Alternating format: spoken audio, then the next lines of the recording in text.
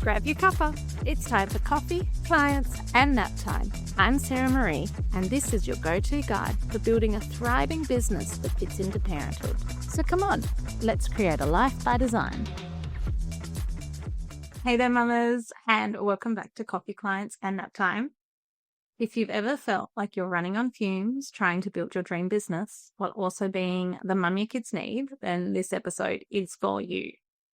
Today, we're talking about hustle culture, the glorified work until you drop mentality, and why it's completely unsustainable for mums in business.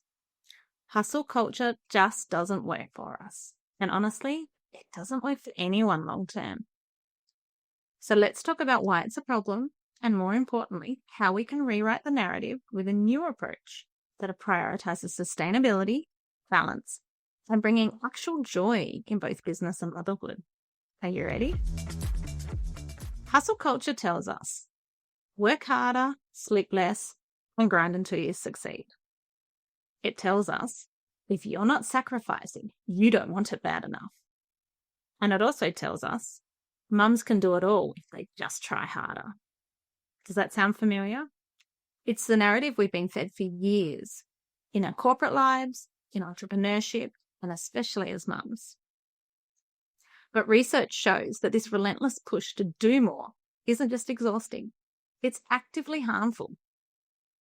In their book Burnout by Emily and Amelia Nagoski, the authors explain how chronic stress leads to physical and emotional exhaustion, especially for women who tend to take on more unpaid labour at home. The World Health Organization has officially classified burnout as syndrome caused by chronic workplace stress that has not been successfully managed. And the McKinsey and Lean In report of 2023 found that working mothers experience significantly higher burnout levels than working fathers because, even in modern households, women often carry the brunt of the childcare, the housework, and the emotional labour. But more work does not equal more success. In fact, constantly pushing without rest leads to worse decision-making, slower productivity, and a much higher risk of burnout. And let's be real here. When we burn out, we aren't the only ones that suffer. Our families, our businesses, and our mental health all take the hit. So if hustle culture isn't the answer, what is? Instead of trying to keep up with the hustle culture narrative, let's redefine success on our own terms. Here's where I'd like to introduce the S.A.F.E, S-A.F.E success system for mums in business. Because real success isn't about doing more. It's about creating a business that's safe, sustainable, aligned, flexible, and efficient. So let's break that down. S is for sustainable. We want to build a business that doesn't burn you out. Hustle culture tells us to push harder, but success should be something that you can maintain long term. To do this, you need to think about creating a workload that matches your season of life. For example, if you're in the newborn stage, your business should look different than when your kids are at school. We need to drop the pressure to do it all right now, and instead build a realistic workload based on your time, your energy, and your current support systems. You need a built-in rest, and no, that's not optional. Did you know all the high performers, such as athletes and CEOs, schedule an intentional recovery time? Why? Because rest increases productivity.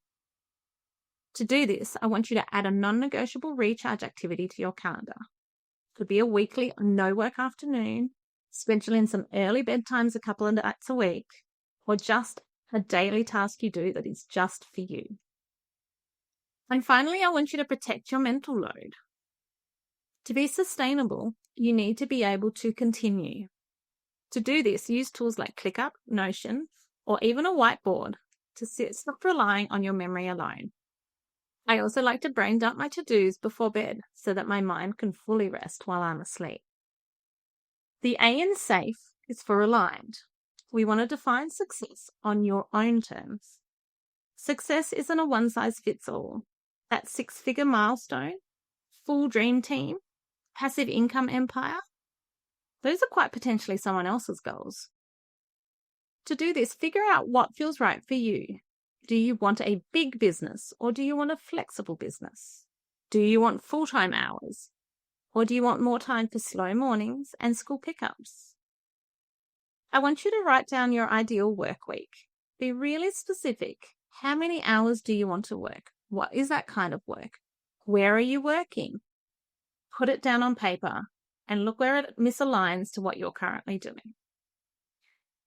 The next part of being aligned is to stop building a business that looks good, but it feels bad.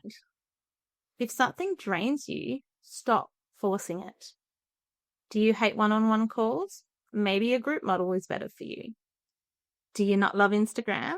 Maybe you need to focus on email marketing. Audit your business and work out what feels aligned and what feels off, and where can you make changes to make it more aligned.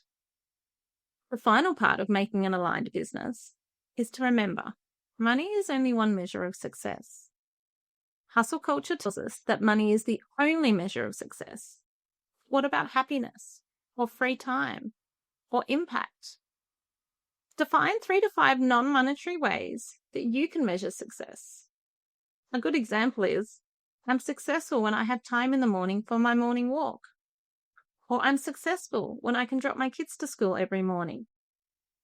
The F in S.A.F.E is for flexible. We want to create a business that works with motherhood, not against it.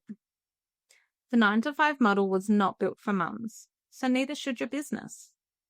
You want to plan for a real life, not the perfect storybook scenario. The reality is, kids get sick, school holidays exist, and some weeks are just pure chaos. Instead of a rigid business structure, you need to build in buffer time.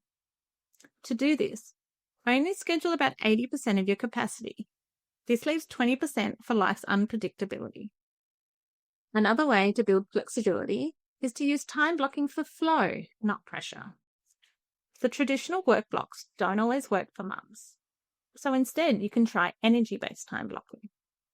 Make time for high-energy tasks such as content creation or client calls when you're feeling most alert, or when your little one's napping. And make time for low-energy tasks such as emails or admin for playtime or the end of the day. Another way you can do this is to assign themes to your days. For example, Mondays may be for planning, Tuesdays for content, Wednesdays for clients. Work out what works best for you. I also want you to let go of the work-life balance and think more of work-life integration. Balance makes it seem like we have to keep everything perfectly even. Instead, think of life as seasons. Some weeks will be heavy on business, others on family. That's okay. That's life. But before each week starts, it is helpful to choose your top 3 business priorities and your top 3 family priorities. This will help guide you in what that week may look like, whether it is a business-heavy week or a family-heavy week. The E in S.A.F.E is for efficient. We want to work smarter and not harder. You don't need more hours in the day. You simply need better systems. To do this, we want to automate where you can. Stop wasting time on repeatable tasks and set up workflows that do the work for you. For example, email templates for common responses, scheduling apps to book in meetings instead of back and forth emails, and set up recurring invoices and contracts. Another thing you can do is delegate what you don't physically need to do yourself. So if you hate a task, it's probably not your zone of genius. Get it off your plate. At home, this could be getting your groceries delivered, signing up to a meal kit subscription, or hiring a cleaner once a fortnight. In business, this could be hiring a VA for admin, a bookkeeper for finances, or even a social media manager. To get really practical on doing this, I want you to pick one task, just one, and either delegate it or automate it this week and see what difference it makes. Another way to make your world more efficient is to batch and time block for focus. When we context switch, i.e. jump between tasks, we kill productivity. Instead, try batching tasks together. Whether this is daily or within certain times of your day, try it and see if it makes a difference. For example, you could do Mondays for content creation, or perhaps mornings are for client work and afternoons for responding to emails. Another practical tip is to set a timer for deep work sprints, also known as the Pomodoro method. You can do this in either 25 and 5 minutes or 50 minutes of focus and 10-minute breaks. Try what works for you.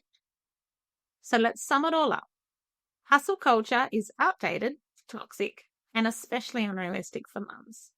But sustainable success, that's the ultimate goal. This week, I want you to define what safe success means for you. Write it down, put it somewhere visible, and let it guide your decisions. Remember safe, sustainable, aligned, flexible, and efficient.